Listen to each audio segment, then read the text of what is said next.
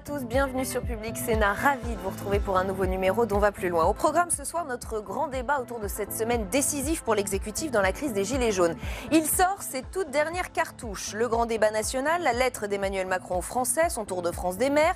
La balle est dans le camp des Français. Pourtant, selon notre sondage Opinionway pour Public Sénat, ils sont 52% à ne pas vouloir y participer. La rencontre aura-t-elle lieu? Hashtag OVPL pour réagir sur Twitter.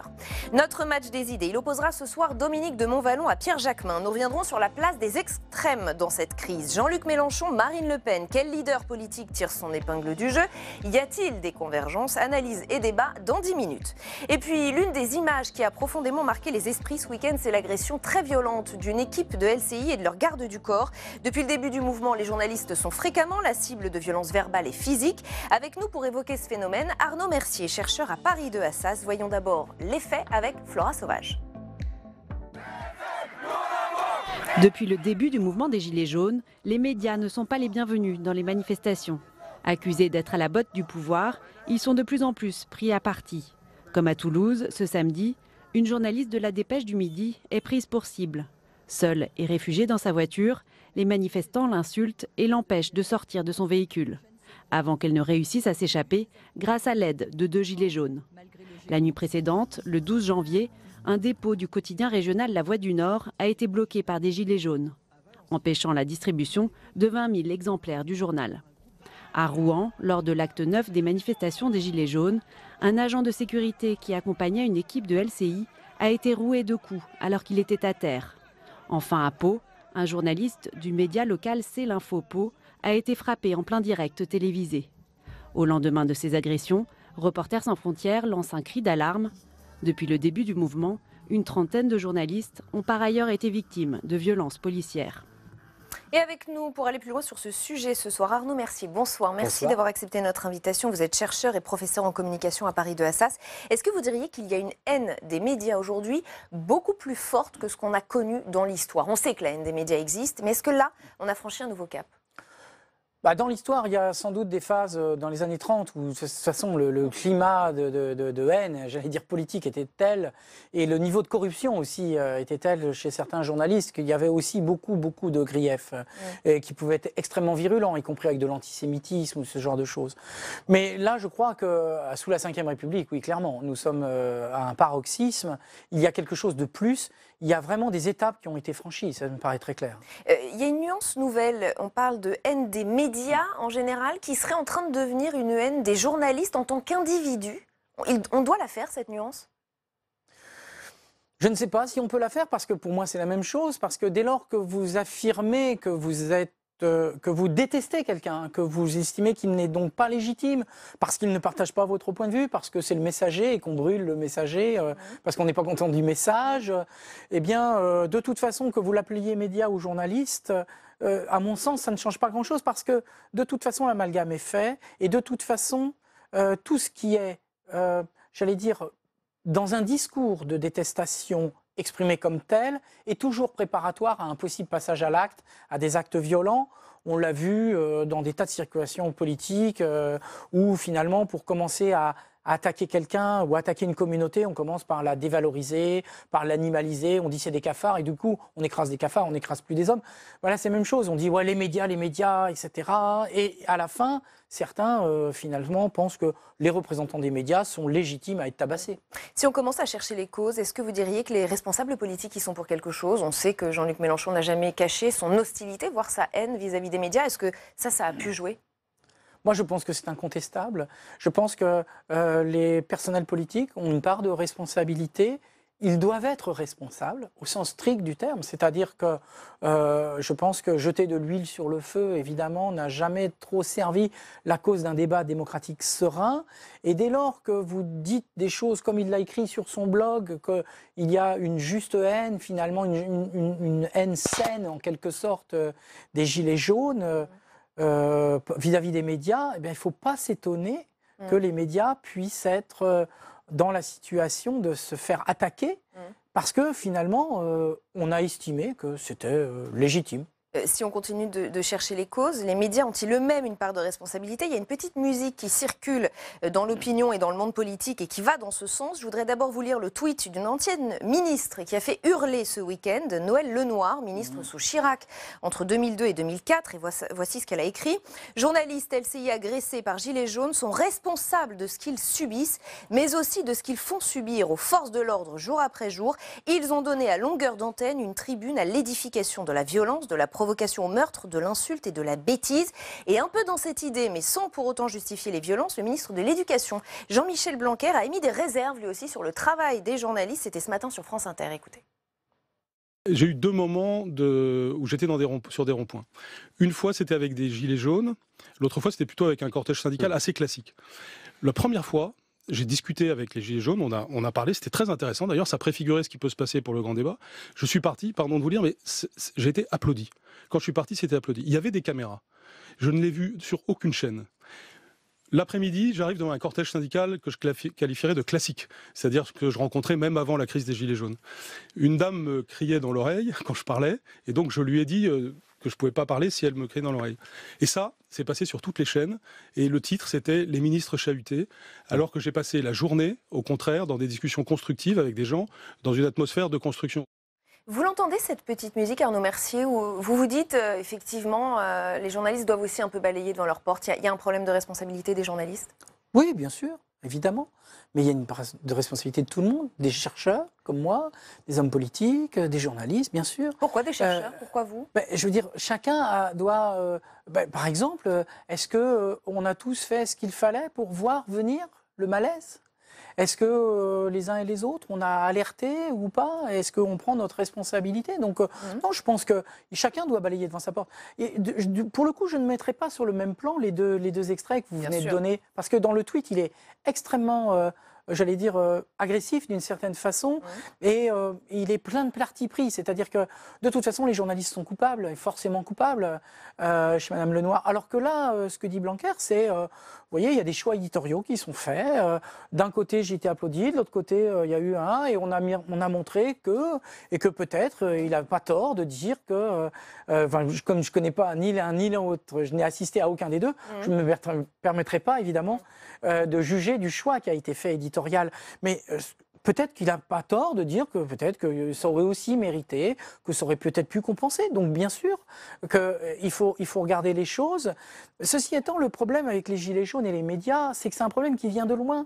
C'est-à-dire que les Gilets jaunes, on le voit bien, ils sont mobilisés parce qu'ils considèrent qu'ils ont été des oubliés, ils ont été des invisibles. Invisibles et oubliés des hommes politiques qui ne se seraient pas occupés d'eux, et sans doute peut-être n'ont-ils pas tort de le penser, mais aussi des médias. Et là aussi, je crois qu'ils n'ont pas tort de le penser. Je pense que cette France qu'on appellera périphérique pour faire simple, qui est celle qui travaille, de cette petite classe moyenne qui font des efforts, qui essaient de s'en sortir, mais qui n'arrivent plus à joindre les deux bouts, ils sont effectivement, leur situation a été invisible. Et donc, du coup, ils reprochent depuis longtemps aux médias de les avoir invisibilisés. Donc, d'où le ressentiment vis-à-vis des médias. Et la part des réseaux sociaux dans tout cela, Jean-Michel Blanquer disait finalement, on a l'impression de voir les réseaux sociaux dans la rue aujourd'hui, qu'on est passé de la violence écrite, verbale, sur Twitter par exemple, et qu'on est passé à la violence physique. Je défends cette thèse également. J'ai écrit un papier il y a quelques mois qui s'appelait « L'ensauvagement du web », où j'essayais d'expliquer quelles étaient finalement les conditions, j'allais dire, sociales, psychologiques et autres, qui font que une telle médiation technologique à travers les réseaux sociaux tels qu'ils existent, Facebook et autres, pouvait malheureusement favoriser, induire un affranchissement des règles ordinaires de la civilité, qui fait que, voilà, l'anonymat bien sûr, mais tout un tas de choses, l'émotion, la métrique, enfin, je ne vais pas développer l'article ici, mais donc, et je pense qu'effectivement, cet ensauvagement du web, c'est-à-dire c'est ce qui permet dans l'appropriation des réseaux sociaux et la manière dont ils fonctionnent de s'affranchir des règles ordinaires de la courtoisie, on va dire, peut aujourd'hui effectivement déborder dans la vie réelle. Et je pense que malheureusement, tout ce qui a été ce climat parfois délétères, de dénonciations, d'injures, d'invectives, etc., qui sont favorisées dans l'expression des réseaux sociaux, eh bien, se traduit effectivement dans la rue, oui, je le crois. Et dans le mouvement des Gilets jaunes. Merci beaucoup Arnaud, merci d'avoir été notre invité ce soir. Je rappelle que vous êtes chercheur, professeur en communication à Paris 2 Assas. Merci infiniment.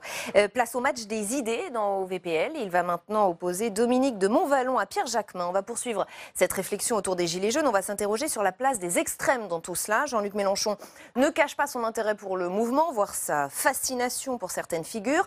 Pourtant, ce n'est pas la France insoumise qui tire son épingle du jeu, c'est le Rassemblement national. On va en parler avec nos invités. D'abord, ce point avec Sandra Cerquera.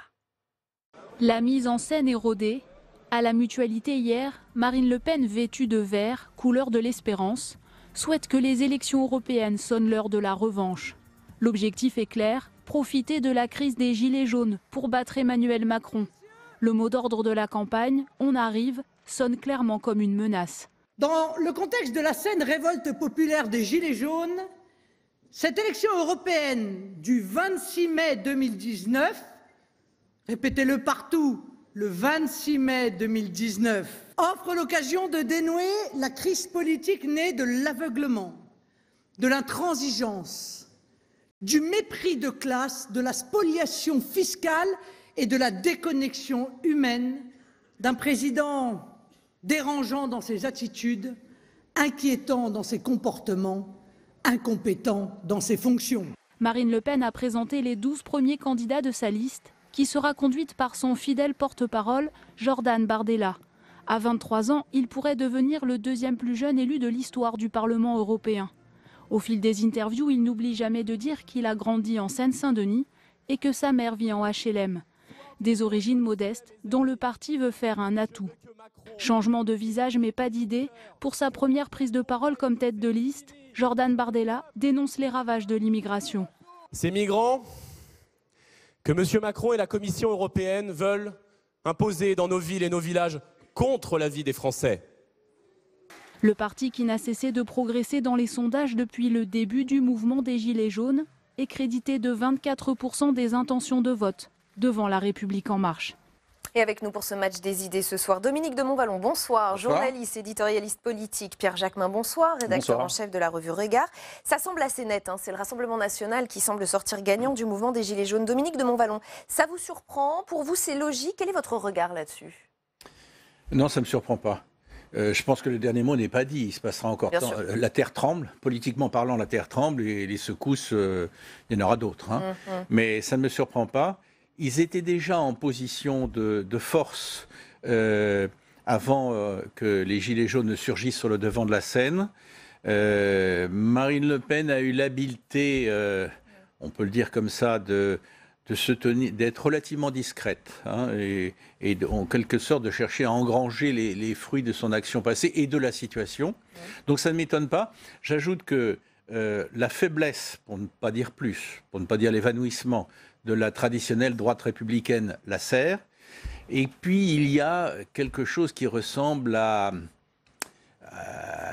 des vents très à droite, comme dans le reste de l'Europe, qui soufflent aujourd'hui sur la France. Jusqu'à quel point on peut en discuter, je l'ignore. Ça peut même, par certains côtés, à mes yeux, être très inquiétant. Ouais. Mais le vent est à droite, un peu partout en Europe et désormais très ouvertement en France. Vous parliez de l'habileté de Marine Le Pen. Emmanuel Macron est allé jusqu'à dire à ses proches Marine Le Pen a été la meilleure. Vous êtes d'accord, Pierre Jacquemin? Oui, Emmanuel Macron joue un jeu un peu tendancieux, c'est-à-dire que quand on voit qu'effectivement il essaie de profiter de la colère du peuple, il essaie de profiter de la montée de l'extrême droite et il attise cette colère-là, il attise la montée des extrêmes, notamment de l'extrême droite, et que donc du coup une solution est unique, c'est la solution Emmanuel Macron. C'est-à-dire que face à la montée de l'extrême droite, il essaie de faire la démonstration aujourd'hui que la seule solution face au chaos, c'est Emmanuel Macron. Donc depuis quelques mois maintenant, il joue la stratégie du Front National.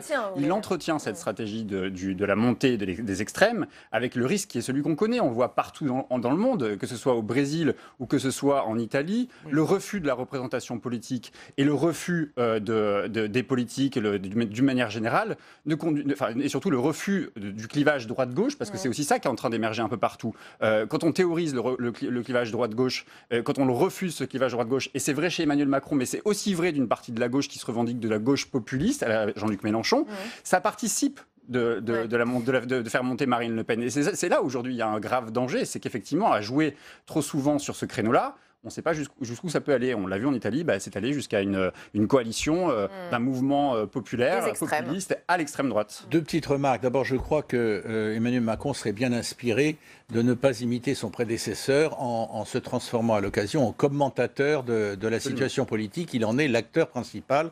Là, il changeait un peu de registre. Il y avait un peu de hollandisme derrière ça. Mais d'autre part, qu'il prenne garde, mais je dis ça comme citoyen, je ne donne pas de leçon à personne, et certainement pas au président, qu'il prenne garde. L'idée de faire un remake de la situation de 2017, je ne sais pas, au plus tard en 2022, c'est loin d'être joué d'avance. C'est peut-être cynique, mais c'est surtout pas gagné d'avance. Oui, parce que Marine Le Pen a lancé, on l'a vu, sa campagne pour les européennes avec ce slogan « On arrive », très symbolique. Le mouvement va-t-il porter le Rassemblement national jusqu'à une victoire sur Emmanuel Macron au printemps prochain? Eh bien, Luc Ferry, invité d'LCI, en est certain. Écoutez. Ce qui va se passer, c'est un immense paradoxe. C'est que Marine Le Pen va finir par remporter les élections, non seulement européennes, mais ça va ouvrir la voie à d'autres élections et d'autres victoires. Elle va gagner des élections, non pas parce que la France vire au fascisme, mais parce qu'elle va apparaître paradoxalement, ironie suprême, comme le grand défenseur des valeurs républicaines. Pierre Jacquemin, beaucoup commencent à le dire. Oui. Emmanuel Macron, par ailleurs, il a été élu face à Marine Le Pen. Et beaucoup ont voté pour Emmanuel Macron pour faire rempart, pour faire front contre le Front National. Il y a eu une sorte... certes, il y a eu un vote d'adhésion. Il y a eu un vote d'adhésion, il ne faut pas le contester. Mais il y a eu quand même un vote par défaut pour contester la légitimité, ou en tout cas pour contester Marine Le Pen dans cette élection. Aujourd'hui, Emmanuel Macron, quand on fait le bilan des réformes qui ont été menées, que ce soit sur un plan économique, que ce soit sur un plan de l'immigration, regardez le grand débat, il remet le thème de l'immigration, le thème de la laïcité, qui sont des thèmes qu'on sait porteurs pour le Front National. Donc en jouant ce jeu-là, en faisant une politique qui fondamentalement sur les questions d'immigration... Ça devait être un cinquième thème, c'est finalement un sous-thème. Hein.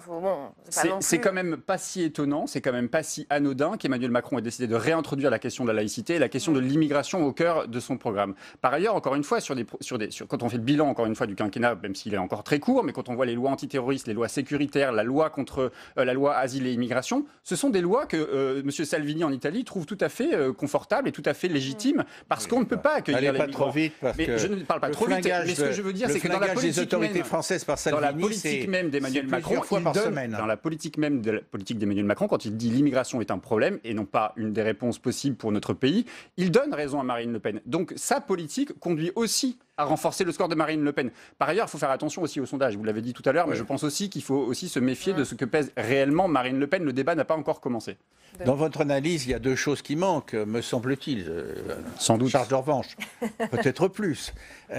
Pas un mot, du moins jusqu'ici, sur Jean-Luc Mélenchon. On va y venir. Comptez sur moi. Oui, j'ai dénoncé, vous ne m'avez pas entendu dans mon propos liminaire, j'ai dénoncé justement la stratégie populiste de Jean-Luc Mélenchon qui sans doute favorise. Non, mais je veux dire, ça fait partie du tableau. Et d'autre part, et au-delà, incluant Jean-Luc Mélenchon, mais au-delà de Jean-Luc Mélenchon, une situation de la gauche, ou je dirais plutôt des gauches françaises, qui est une situation de crise politique et idéologique très forte.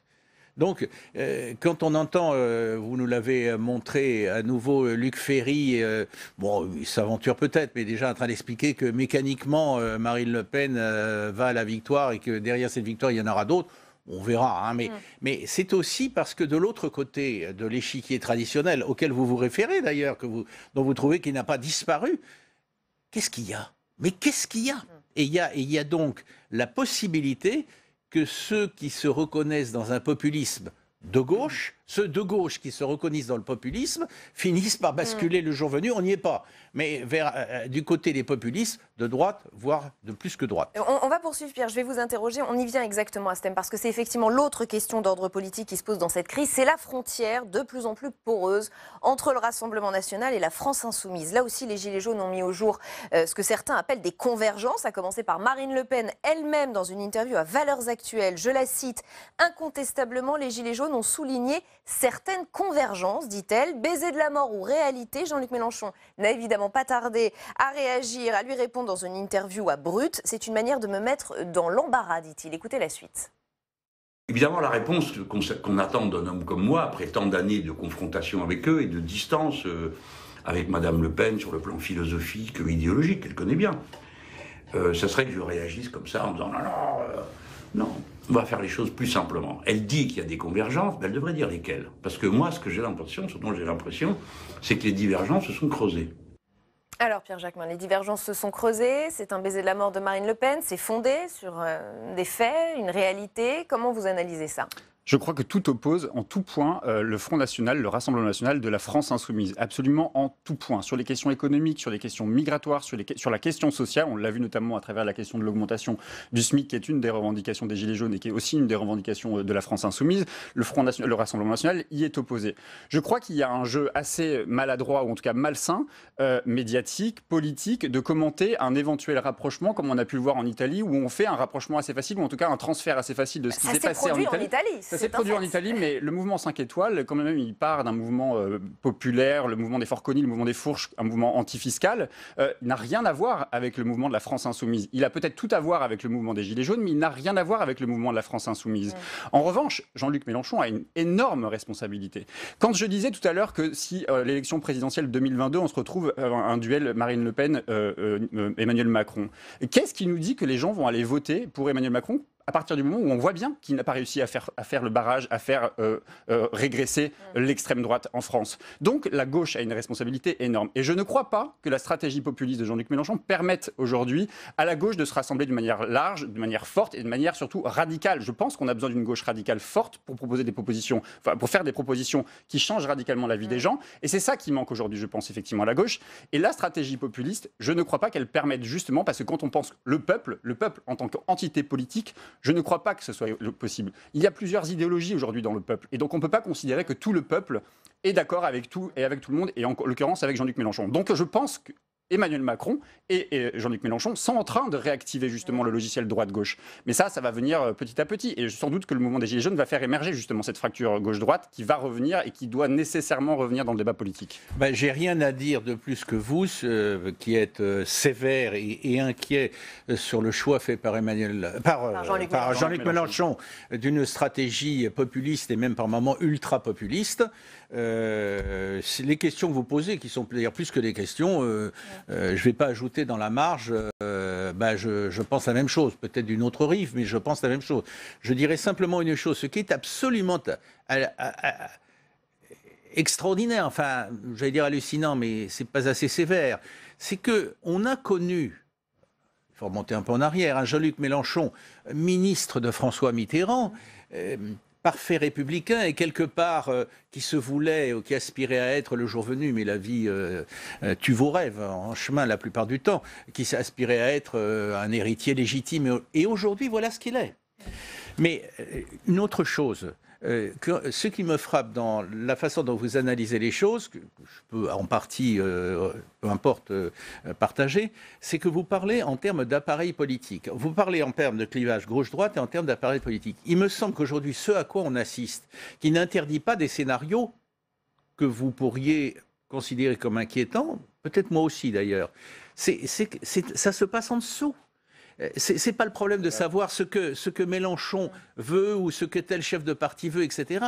Il y a une sorte de glissement, comme dans d'autres pays. Vous l'avez dit, vous avez aussi cité le Brésil. Bon, mais alors, restons en Europe. Comme dans beaucoup de pays européens, il y a une sorte de glissement souterrain dont on voit régulièrement des signes explicites sur le devant de la scène. Et c'est de ce côté-là qu'il faut regarder. Alors l'idée qu'un jour on verra Mélenchon et Marine Le Pen se serrer la main et signer, ça non, ça c'est... Oui, mais c'est là où je disais il y a aussi une responsabilité médiatique. Quand je vois que le JDD fait un dossier entier dimanche dernier pour expliquer, pour demander aux Français... Je ne travaille plus au JDD. Mais vous ne croyez pas si bien dire, je vais même le citer, parce que nos téléspectateurs ne sont pas forcément au courant. C'est d'une malhonnêteté et d'après le JDD, et en tout cas, d'après Hervé Gattegno, qui est directeur de la rédaction du Journal du Dimanche, dans son édito d'hier, il parle de points de connexion entre la France Insoumise et le Rassemblement National. Il parle d'intersection entre les deux formations que la fronde des Gilets jaunes a peut-être renforcée sous fond de rejet viscéral du macronisme. Il parle de la sortie de l'Europe présentée comme une solution, de l'admiration revendiquée pour la Russie de Poutine, la détestation radicale des médias. Ils sont là les points communs ou pas ? Ça ne fait pas en soi un projet politique, ça ne fait pas en soi une réponse politique à la demande des Gilets jaunes ou du peuple français. Ce que je reproche à ce dossier, à ce grand dossier du JDD, et notamment à l'éditorial d'Hervé Gattegno, c'est de dire qu'effectivement, il relève des points de convergence. C'est oublier de dire que Marine Le Pen, dans une interview qu'elle a donnée à un 20h, explique qu'il n'y a pas de convergence possible avec la France Insoumise, parce que la France Insoumise vous serait abritez pas derrière Marine Le Pen pour... non, mais ce que je veux dire, c'est que quand on est journaliste, quand même, on fait un éditorial politique où on a un engagement qui sans doute assume le fait que Marine Le Pen pourrait avoir des convergences avec Jean-Marie Le Pen, c'est oublier qu'à un moment donné, dans le discours des politiques, des responsables politiques et des militants, il n'y a aucun point de convergence possible entre les deux familles politiques. En tout cas, il y a des mains tendues des deux côtés, de la part de Jean-Luc Mélenchon et de la part de Marine Le Pen vers les Gilets jaunes. Vous avez raison sur la stratégie populiste. Marine Le Pen a une stratégie populiste d'extrême droite, Jean-Luc Mélenchon a une stratégie populiste de gauche. Et donc sans doute que sur la stratégie, sur la critique des élites, sur la critique des médias, sans doute il y a des convergences. Mais là, on parle d'une analyse, on est d'accord, même Emmanuel Macron, lorsque Jean-Luc Mélenchon s'était revendiqué du populisme, Emmanuel Macron a dit qu'il était le premier des populistes. Donc sur le constat, tout le monde fait le même constat, même sur les Gilets jaunes, tout le monde fait le constat de la crise sociale, de la crise démocratique. On partage, Marine Le Pen le fait, ce constat. Ça ne veut pas dire que si on partage le constat, on partage les réponses politiques. Et sur les réponses politiques, il n'y a aucun point d'accord et de convergence possible entre la France Insoumise et le Rassemblement National. Écoutez, prenons date. Hervé Gattegno, le patron de la rédaction du JDD, de mon point de vue, force un peu le trait, mais je suis loin de penser qu'il a complètement tort. Il y a quand même une situation, je répète, qui ne correspond pas aux personnalités ni à leur historique à chacun de Marine Le Pen et de Jean-Luc Mélenchon, mais il y a une situation où on n'a pas à se forcer très longtemps, à chercher très longtemps pour trouver des points de concordance, des points de croisement que vous considérez comme tout à fait insuffisants pour qu'on parle d'une forme de rapprochement idéologique. Soit, ça ne porte pas encore sur le pouvoir d'achat. D'accord, pas encore. Mais c'est quand même jamais, il y a quelques années, on aurait été amené à énumérer, comme le faisait Gattegno, je le cite, mais d'autres, on pourrait citer d'autres, à énumérer ces points. Et il y a encore, d'ailleurs vous l'avez, ça a été dit par Gattegno, j'arrête de le citer, mais je me réfère à ce que vous avez dit vous. L'antimacronisme, c'est un ciment d'une violence, pas seulement la critique du président avec ses erreurs, ses erreurs d'analyse, enfin on pourrait dire beaucoup de choses, mais l'antimacronisme est d'une violence telle que voilà le premier ciment qui rapproche les deux extrêmes. Et cette ambiguïté relevée par le JDD ne sort pas de nulle part. Dans un entretien au Point cette fois, Benoît Hamon attaque avec force Jean-Luc Mélenchon, ça ne vous a probablement pas échappé, Pierre Jacquemin. Par ses choix, ses mots et ses fascinations, Jean-Luc Mélenchon entretient une zone grise. L'ancien candidat PS à la présidentielle revient sur le manifeste en faveur de l'accueil des migrants que Jean-Luc Mélenchon avait refusé de signer. Et il dit « Il a fait sauter une digue. Quand Mélenchon parle, Le Pen récolte ». Dans une interview vidéo à nos confrères du Point, il va encore plus loin, on l'écoute. Jean-Luc Mélenchon ne se dit plus de gauche, il est populiste, donc première chose. Et ensuite, peut-être qu'on l'entend parce qu'il parle fort, mais moi, il me semble aujourd'hui que le problème, c'est pas de parler fort, c'est de parler utile. Pierre Jacquemin.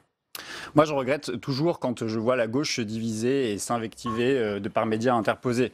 Je vous rappelle qu'au moment de l'élection présidentielle, on voyait les discussions de Benoît Hamon qui pouvaient se désister pour Jean-Luc Mélenchon ou inversement. On en était là, à ce débat-là, à ce moment-là des discussions politiques. Et aujourd'hui, effectivement, comme on est dans une stratégie électorale, il y a certes la réponse politique que doit apporter la gauche aux Gilets jaunes, mais dans quelques mois, on aura quand même les élections européennes. On voit quoi à gauche aujourd'hui se profiler?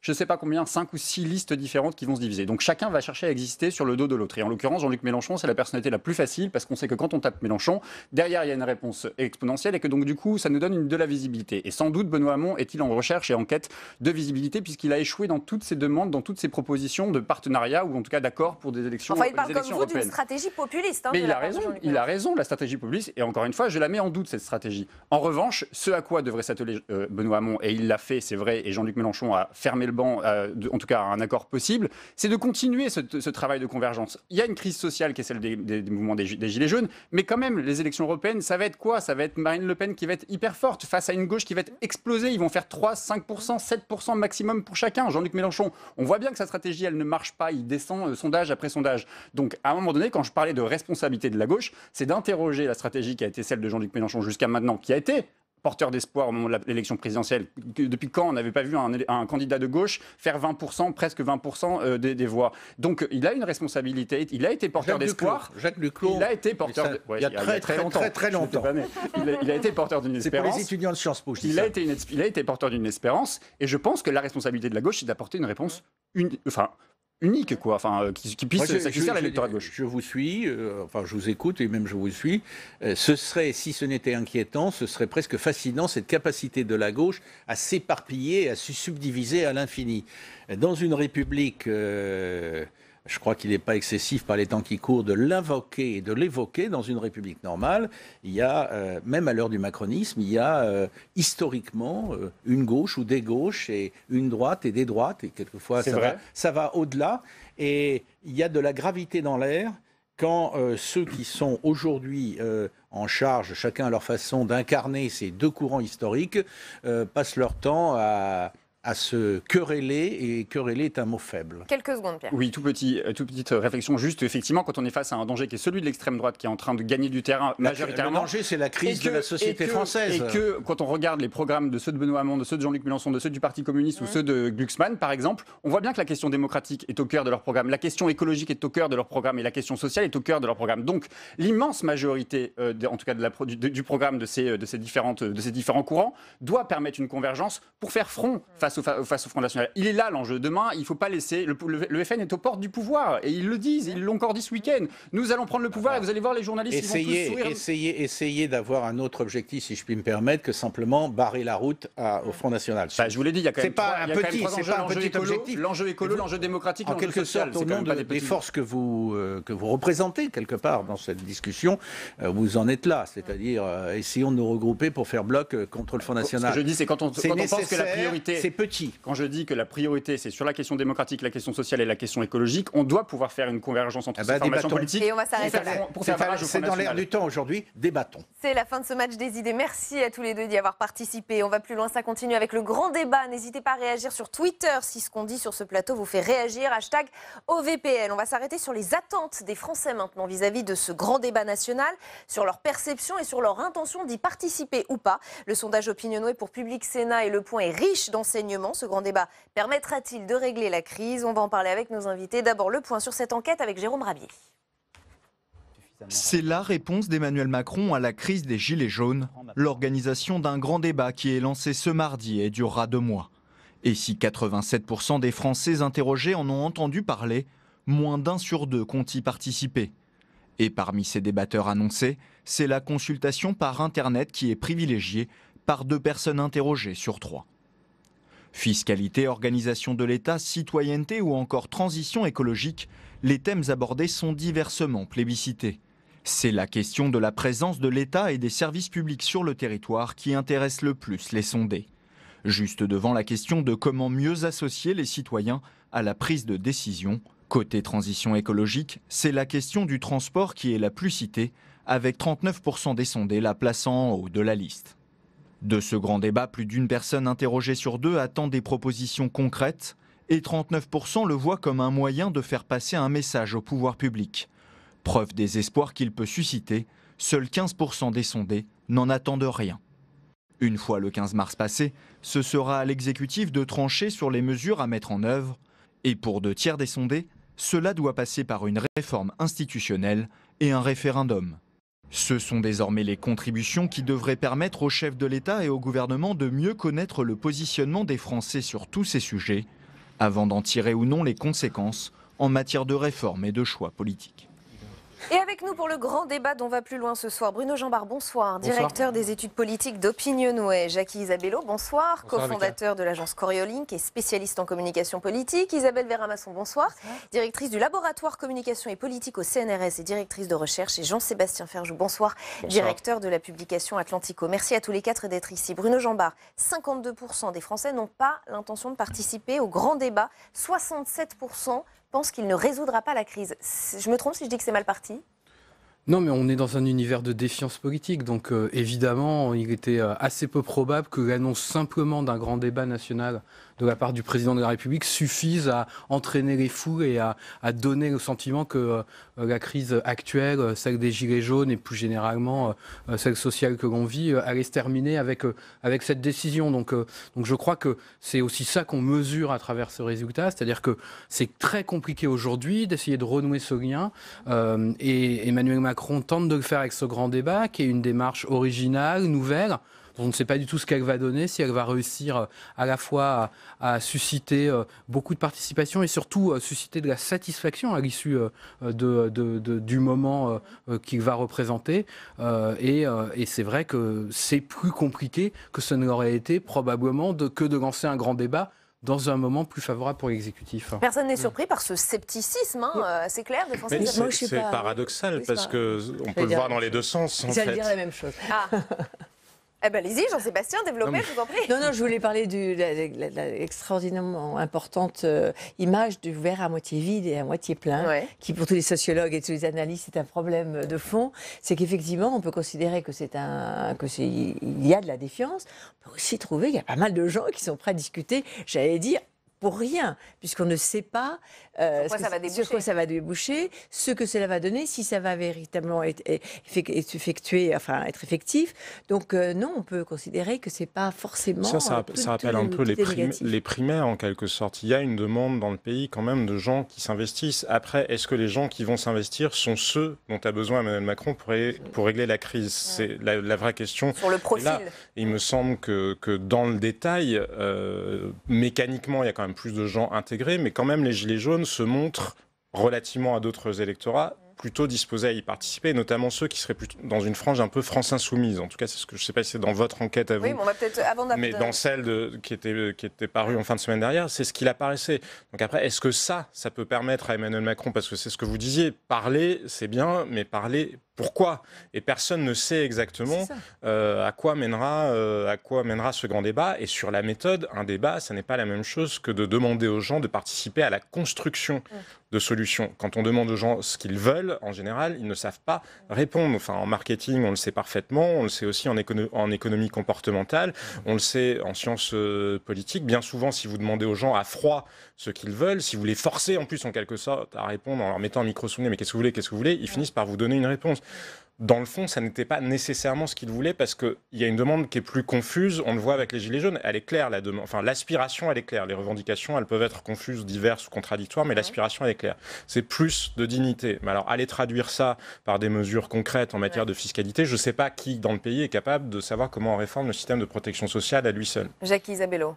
Ce que je trouve intéressant, c'est que depuis 6 mois, Emmanuel Macron semblerait tenter, je mets bien les guillemets, de reprendre la main. Ça fait 6 mois, après l'affaire Benalla, les démissions diverses et variées, la non-perception de la colère des Gilets jaunes, il subissait tous les matins des crises en interne, à l'externe. Et là, cette initiative qu'il a lancée au mi-temps du mois de décembre lui permet de reprendre la main. Évidemment, il ne peut pas mettre tout le monde d'accord. Il ne peut pas faire cesser l'ensemble des oppositions par la diffusion d'une lettre, en plus par voie numérique et par voie de presse. Mais il nous met en situation de devoir commenter une initiative de sa part. Et de ce point de vue-là, c'est assez intéressant. Après, je suis assez d'accord avec tout le monde, notamment avec Jean-Sébastien. Mais vous l'avez vu dans cette lettre, il est très incitatif. Donc on peut dire je ne suis pas d'accord avec ceci ou cela, mais on l'analysera cette lettre dans un second temps. Il pose des questions et il est dans l'échange. Vous recevez de temps en temps Élodie Mielzarek et sémiologue, et elle dit avec Macron on n'était jamais dans l'échange, c'était tout le temps c'était très autoritaire à la mode des années 80, enfin à la mode publicitaire des années 80.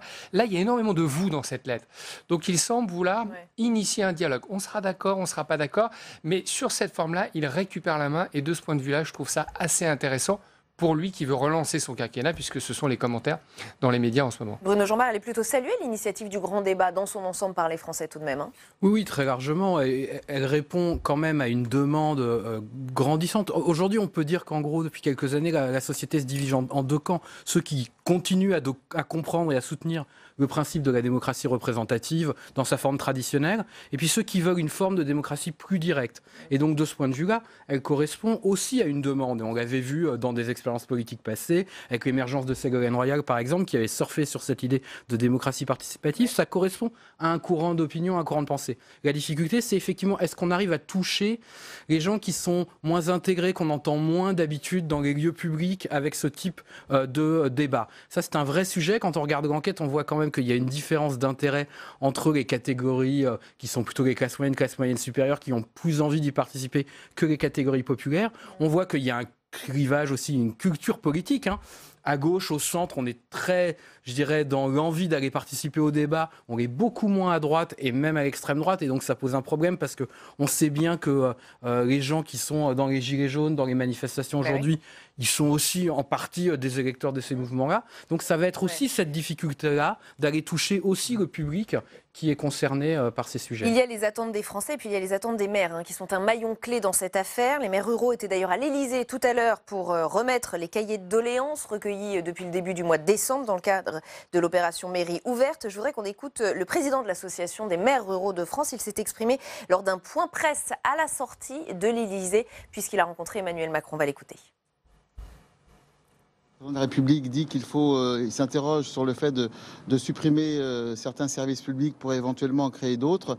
La question c'est comment est-ce que l'on peut moderniser et adapter les services publics, et le fait de dire qu'on va les supprimer n'est pas un bon signal auprès des populations qui ont besoin de services publics. Donc il y a cette nécessité de mutation, d'adaptation qui s'impose à tous, et on espère que ce débat sera l'occasion donc de mettre sur la table un certain nombre de choses avec l'espoir et la conviction qu'il faudra impérativement que le gouvernement en tienne compte.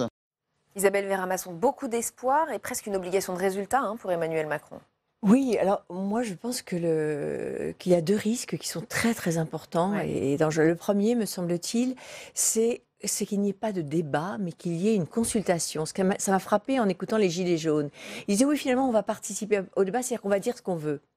C'est pas la même chose de dire ce que l'on veut, de donner des idées et de débattre, parce que le débat est productif. Le débat permet la pédagogie, de se confronter à la réalité, aux arguments, essayer de trouver un consensus. C'est ça le débat, et c'est en cela qu'il est intéressant. Si c'est pour récolter des opinions des uns et des autres, finalement, pardon, mais les sondages pour ça pourraient presque faire l'affaire. C'est pas du tout, me semble-t-il, la même chose. Donc il y a là un risque de taille, et l'autre risque, et d'ailleurs je relisais la lettre entièrement, on voit bien que Emmanuel Macron est totalement conscient de ce risque, c'est la déception. C'est-à-dire que celui qui va participer prend un risque, puisque d'une certaine manière, participer, c'est être d'accord avec Macron, dont tout le monde dit du mal. C'est cautionner en tout cas sa méthode. Ouais. Évidemment. Donc il prend un risque, mais il croit donc un petit peu. La participation, et ça on le sait bien quand on travaille quand on fait des groupes, la participation au débat implique les gens, ils ont le sentiment qu'ils deviennent des acteurs, ils adorent ça d'ailleurs. Nous, quand on organise des groupes dans nos travaux, les gens sortent de là ravis au départ, ils venaient un peu... Les gens adorent. Donc, mais ils s'attendent à ce que leur participation implique celui qui recueille l'information. Or, bien évidemment, il va y avoir des déçus. Donc, même si Emmanuel Macron le dit dans sa lettre, ce ne sera pas une loi, ce n'est pas une loi, ce n'est pas un référendum, c'est une consultation. Enfin, il parle de consultation, il parle de débat, il parle de prendre le pouls d'une certaine manière. Je crois qu'il parle de clarification, de nouvelles manières d'envisager l'avenir, de nouvelles idées. Donc, on est très très loin des prises de décision. Il y a un risque terrible de déception. Alors, puisque vous le citez, on va y venir. Emmanuel Macron, comment lui, il le voit ce débat? Le chef de l'État, effectivement, donne sa vision des choses dans cette lettre de 5 pages. Pas de questions interdites, dit-il. Et voici un extrait plus long, puisque vous le citiez, je vais poursuivre. Ce débat est une initiative inédite dont j'ai la ferme volonté de tirer toutes les conclusions. Ce n'est ni une élection ni un référendum, c'est votre expression personnelle correspondant à votre histoire, à vos opinions, à vos priorités qui est ici attendue, sans distinction d'âge ni de conditions sociales. Pas de tabou, pas de limite donc, sauf peut-être quand il s'agit de l'ISF. Écoutez. Tout le monde pourra s'exprimer comme il le souhaite, en abordant toutes les questions, tous les sujets et en apportant toutes les propositions. En dehors de l'ISF, on peut parler de tout? On peut parler de tout, mais on n'empêchera pas, lors d'un débat organisé dans une commune, un citoyen de prendre position sur l'ISF et d'ouvrir le débat là-dessus. Donc pas de limite à ce débat, mais quelques réformes intouchables tout de même. Le sénateur David Assouline a résumé les choses à sa manière. C'était ce matin sur le plateau de Saveria-Rojek sur Public Sénat. Écoutez. Je retiens qu'il dit qu'il ne changera pas de cap sur ce qui a été fait, c'est-à-dire qu'il propose de débattre de tout sauf de ce qu'il a fait depuis 18 mois. Or c'est bien cela qui est aussi en question quand même. Et c'est ça le risque, Jean-Sébastien Ferjou, c'est de comprendre qu'en fait ils veulent bien débattre mais pas de tout ce qu'ils ont fait depuis 18 mois. Mais oui, c'est le grand paradoxe de cette lettre, parce qu'il y a une vraie inflexion, effectivement, comme le soulignait Jackie tout à l'heure. On voit que le ton n'est plus tout à fait le même. On n'est plus dans le mépris ou le sarcasme d'un Benjamin Griveaux ou d'autres ministres, voire d'Emmanuel Macron lui-même, excluant par nature tout un tas de sujets de manière assez absurde en matière de communication, puisque en disant qu'on n'allait pas parler de tel ou tel sujet, alors qu'il ne figurait pas parmi ou en tout cas au premier rang des revendications des Gilets jaunes, la seule chose qu'on en retenait, c'était que c'était là où ils voulaient et dans leur précaré à eux. Et là, la lettre, elle est finalement entre les deux, parce qu'on voit bien que la revendication première des Gilets jaunes, elle porte quand même sur l'économie et le social. Donc si en quelque sorte, on peut en débattre, mais que, quoi qu'il en soit, aucune des conclusions qui en seront tirées ne porte là-dessus, ben, c'est toute la limite de l'exercice, parce que je pense qu'il n'y a pas de c'est trop ou pas assez, en quelque sorte. Soit on entre dans une logique d'états généraux, de cahiers de doléances, et il se produira la même chose. Alors, je ne parle pas en termes de violence ou de répétition mécanique de X ou X épisodes qu'on a pu connaître au cours de notre histoire, mais en tout cas, le système aura de la peine à se préserver, soit ça sera un coup d'épée dans l'eau, et puis il faudra résoudre la crise politique autrement. Mais là, on est dans un espèce d'entre-deux, parce que le débat, enfin, je comprends ce que vous disiez tout à l'heure, mais encore une fois, ça n'est pas une conférence citoyenne, ça n'est pas associer les gens à la construction d'une solution. On peut débattre à l'infini d'une idée, puis rien n'est tranché à la sortie, c'est quand même celui qui tient le manche qui l'emporte. Donc après, en quelque sorte, ceux qui auront passé du temps à parler, c'est pas ça. Peut-être ça les aura calmés un certain temps. Mais je pense qu'en fait, on est à un moment paradoxal. On est à un moment où il y a tout le monde voit bien l'impuissance politique à laquelle est condamné Emmanuel Macron s'il ne prend pas d'initiative politique. Il prend l'initiative de ce débat. Mais les Gilets jaunes, en quelque sorte, plus ça va et plus ils se condamnent eux aussi à une forme d'impuissance politique, parce que peuvent-ils espérer obtenir de plus? Même s'ils arrivaient à obtenir une dissolution de l'Assemblée nationale, même s'ils arrivaient à obtenir une démission d'Emmanuel Macron, que croyez-vous qu'il se passerait? Il n'y a pas d'opposition qui soit véritablement organisée ou qui soit véritablement convaincante. Ou alors il faudrait qu'il y ait une alliance des oppositions. On voit que ce n'est pas à l'ordre du jour, ni entre le Rassemblement national et la France insoumise, ni entre le Rassemblement national et les Républicains, ni entre l'ex-galaxie socialiste et la France insoumise. Donc de toute façon, par sa position centrale, par le mode de scrutin français, vraisemblablement, une nouvelle élection mettrait Emmanuel Macron ou quelqu'un étant sur des postures assez centrales en situation de gouverner, alors vraisemblablement avec une majorité extrêmement relative et instable, mais ce ne seraient pas les Gilets jaunes qui seraient au pouvoir. Et puis, si ça allait plus loin et qu'on restait dans le chaos, à un moment, le parti de l'ordre reprendra la main, et ça ne sera pas non plus les Gilets jaunes qui auront la main. Donc, d'une manière ou d'une autre, il va falloir qu'ils apprennent à sortir de l'État. On a bien vu, arrêtons l'hypocrisie. La perche qui leur est tendue, quoi. Arrêtons l'hypocrisie, parce qu'on voit que la violence leur a servi à quelque chose. Ça leur a permis d'embourber déjà Non, mais elle leur a permis d'obtenir incontestablement, elle a fait sauter un certain nombre de verrous. Et regardez, même après ce week-end, tout le monde n'aurait finalement rien retenu du week-end s'il n'y avait pas eu l'agression. C'est malheureux, hein, c'est vraiment malheureux à dire.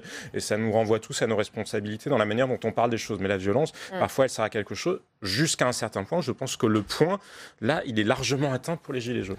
Mais à la rigueur, j'aurais tendance à dire que si c'était décevant, ce serait déjà bien pour Emmanuel Macron. Le problème, il est pire que celui-là. Rappelez-vous ce qui s'est passé lorsque l'industrie du disque a compris que ça ne servait à rien avec la loi Hadopi d'aller attraper quelqu'un qui avait piraté. Parce que derrière, ils étaient 100 millions à pirater en peer-to-peer. Ils prenaient les uns sur l'ordinateur de l'autre. Là, ce qui est en train de se passer, c'est que la carte et le territoire de la crise sont les mêmes. Et ça se passe sur le numérique. Et Emmanuel Macron, le chantre du Nouveau Monde, qu'est-ce qu'il nous fait? Il nous réunit des associations d'élus. Il parle aux élus. Il est en train de mettre en place des réponses de l'ancien monde. Et pendant ce temps-là, sur le numérique, vous avez un nouveau média Vécu qui cartonne, qui fait des vidéos sur le terrain de gens qui ont participé aux manifestations. Ils ont créé leur groupe de colère, ils se donnent rendez-vous, ils s'amusent à jouer au chat et à la souris avec les forces de l'ordre. Donc ça veut dire que Emmanuel Macron, qui essaye d'apporter des réponses, de l'autre côté, il a des gens qui vivent dans un monde parallèle et qui, chaque samedi, après qu'ils ont refermé leur ordinateur le vendredi soir, se retrouvent une semaine à Bourges, l'autre semaine à l'Arc de Triomphe. Ils s'éclatent comme des malades. Ils ont un temps d'antenne médiatique que personne ne connaît. Et ils sont tellement euphoriques qu'ils en arrivent à attirer des populations absolument insupportables, qui sont violentes, qui cassent du flic. Donc, cette réponse-là, pour tenter de maîtriser la crise, pour l'instant, il n'y a aucune réponse. Alors, quand on compare ça à MA68, mai 68, on a fait Grenelle, on a fait des réponses sociales qui n'étaient pas du tout satisfaisantes au début, mais petit à petit, les interlocuteurs de gouvernement sont arrivés à canaliser. Et puis après, la grande manifestation dite de soutien au général de Gaulle a permis d'avancer des pas supplémentaires. Mais là, quelle est la réponse qui est équivalente à celle-là sur le numérique? Il n'y en a absolument pas. Donc, si on vous dit, il y aura un acte 10, ils vont être à quoi? À Chartres. Et puis après, ils vont descendre à Marseille. Et la semaine d'après, ils continuent d'entretenir. Et personne ne peut assécher ce marigot-là, comme dirait le président Trump. Et ça, c'est vraiment problématique parce que ces anciens outils, cette lettre et ces consultations, ça ne pourra pas endiguer la crise. Bruno Jambard, vous êtes d'accord? Il y a un problème de connexion entre l'offre et la demande, enfin entre ce qui existe. Il y a deux mondes parallèles, là, deux mondes qui ne se... Je pense qu'il y a effectivement des mondes qui sont très, très distanciés. Et je le disais tout à l'heure, il y a une partie de la population qui comprend plus ce concept de la démocratie représentative. Et donc, effectivement, dans la réponse du président qui est d'associer les représentants, qu'ils soient dans les syndicats, au niveau des élus locaux, il peut y avoir une différenciation et une difficulté. Je pense qu'il y a aussi une autre difficulté, pour rebondir sur ce que vous avez dit. Moi, je trouve qu'il y a un problème, il y a un risque pour Emmanuel Macron, c'est qu'on passe en quelques minutes de tout l'un à tout l'autre. C'est-à-dire qu'on avait un président qui avait quand même une force qui était qu'il donnait le sentiment aux Français de savoir quelle était sa stratégie en tant que président pour la France, quelle était la politique qu'il voulait mener, qui savait où il allait. Un président qui nous ouvre dans une lettre 33 questions, 35 questions, qui semble ne plus du tout savoir ce qu'il faut faire pour le pays, qui semble nous demander de lui trouver les réponses. Ça peut donner un sentiment un peu déstabilisant, notamment pour ceux qui le soutiennent encore. C'est une problématique. Et puis, il y a un autre sujet, et ça, on verra si le débat y apporte une réponse ou pas, mais je crois que la culture des Français, ça n'est pas la culture du consensus. Ça n'est pas de débattre pour chercher des solutions ensemble, trouver un consensus, un compromis et avancer vers cela. C'est une culture de débat. On adore le débat, mais c'est une culture de débat, d'affrontement. D'affrontement. Les guerres franco-françaises. Voilà. Si on fait un débat d'affrontement, je ne sais pas comment le président et le gouvernement vont réussir à s'en servir derrière. C'est clair qu'il s'agit là d'un pari, et on le sait depuis le début. Emmanuel Macron fait un pari contre notre culture. Et pourtant, sa lettre reconnaît que nous ne sommes pas cette culture-là.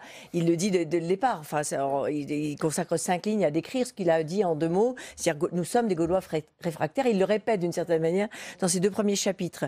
Il fait un pari que le débat à l'allemande marchera. Mais il répond quand même, à mon avis, à cette critique que vous venez de dire en rappelant qu'il y a 2 types de légitimité. Il y a la légitimité qui vient de l'élection présidentielle, c'est-à-dire que tous les Français, à un moment donné, après un débat qui a duré quand même des mois, élisent un président, cette légitimité-là, il la revendique en redisant, en rappelant les bases qui ne seront pas déplaçables. Puisque ces bases-là, c'est son programme, ce qu'il a appliqué depuis 18 mois, n'est pas d'une certaine manière déplaçable. Et en revanche, tout ce qui pourrait arriver après, c'est-à-dire dans les interstices de cette base-là, on peut le modifier. Donc je crois qu'il répond à cette accusation de « alors vous ne savez pas ce que vous voulez », il rappelle ses fondamentaux. Et je trouve ça légitime. Il n'y a, pour répondre à ce que disait Jean-Sébastien tout à l'heure, je crois qu'on peut quand même fixer des cadres à un débat.